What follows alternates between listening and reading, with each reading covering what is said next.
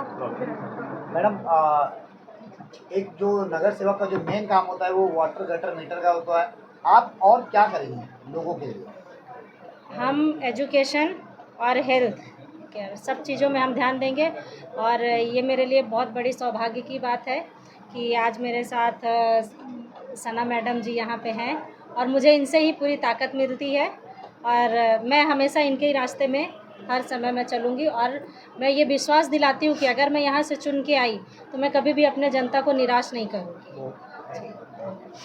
हम क्या कहना चाहिए, आज आप अजीत श्रीवास्तव जी का जनसंपर्क कार्यालय का उद्घाटन हुआ। आज मैं चांदनी श्रीवास्तव जी के जनसंपर्क कार्यालय के उद्घाटन में आई हूँ।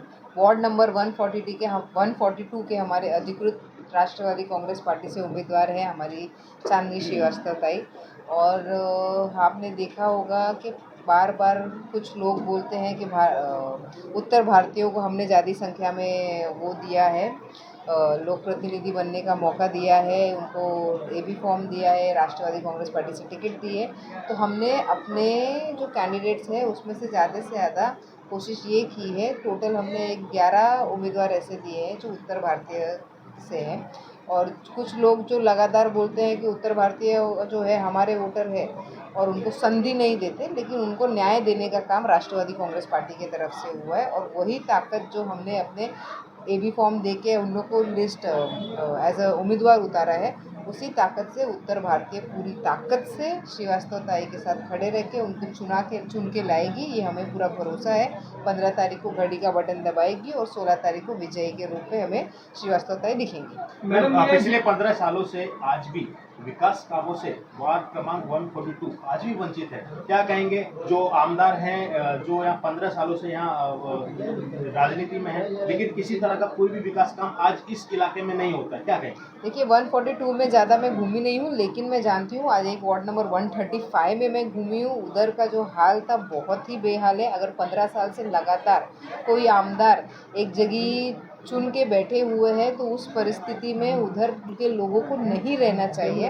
और वहाँ जब मैं घूम रही थी, मैंने कुछ अपने खुद कार्यकर्ताओं को बोला है, भाई आप लोग चुन के लाइए ये नगर सेवक, क्योंकि आप आके अणुशक्ति नगर में देखो। ऐसा नहीं बोलूँगी कि मेरा अणुशक्ति नगर पूरी तरीके से चमक रहा है, लेकिन पिछले 6 साल में हमने जिस गति से काम किया है, ऐसे गड्ढे और जिस तरीके से कीचड़ उधर देखने मिले नहीं, जैसा आप बता रहे हैं 142 का भी यही हाल है। तो हम लोगों से यही दरख्वास्त करेंगे कि लगातार आमदार के नाम पे आप लोग नगर सेवक चुन रहे हो और नगर सेवक चुनने के बाद आप जो आपकी मूलभूत सुविधा होती है उससे ही दूर रह रहे हो।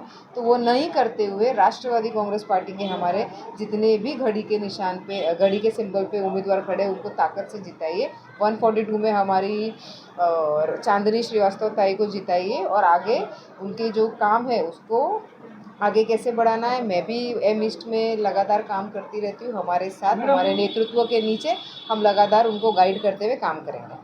मैडम, अभी देखा जाता है कि नेता जो आती है, इलेक्शन आता है, सब जो बताते ये करते हैं, तो ये भी किसी नाली गटरों पे काम करेंगे तो कुछ एजुकेशन। देखिए, राष्ट्रवादी कांग्रेस पार्टी का जो मैनिफेस्टो बन रहा है और हमने अपने जितने भी कैंडिडेट्स को बोला है कि लाइट, वाटर, गटर, मीटर, ये सब बेसिक एम्यूनिटीज़ जो होती है उस पर तो आपको काम करना ही है, लेकिन उसके आगे बढ़ के हमारे हेल्थ इंफ्रास्ट्रक्चर, हमारा एजुकेशन, हमारा कनेक्टिविटी, हमारा जो भी इंफ्रास्ट्रक्चर है उसके ऊपर भी ध्यान देना होता है। पानी की समस्या तो चलती रहेगी, रोड गड्ढे की समस्या, गटर के कचरे की, ये तो बेसिक इंफ्रास्ट्रक्चर, बेसिक कम्युनिटी है। और ये जो काम होते हैं वो कम काम करके ख़त्म नहीं होते, वो डेली बेसिस पे चलते रहते हैं। लेकिन इसके आगे बढ़ के, क्योंकि बीएमसी का एक बहुत बड़ा रोल होता है, एक बहुत बड़ी महानगर पालिका है बीएमसी, जितना भी एजुकेशन और हेल्थ में जो फंड्स अलॉट होते हैं वो ज़्यादा से ज़्यादा हमारे मतदार संघ में, हमारे एम ईस्ट वार्ड में, इनके खुद के मतदार संघ में अलॉट हो, ये कोशिश करके लोगों को न्याय दिलाने का काम श्रीवास्तव ताई के जरिए हम करेंगे। Thank you.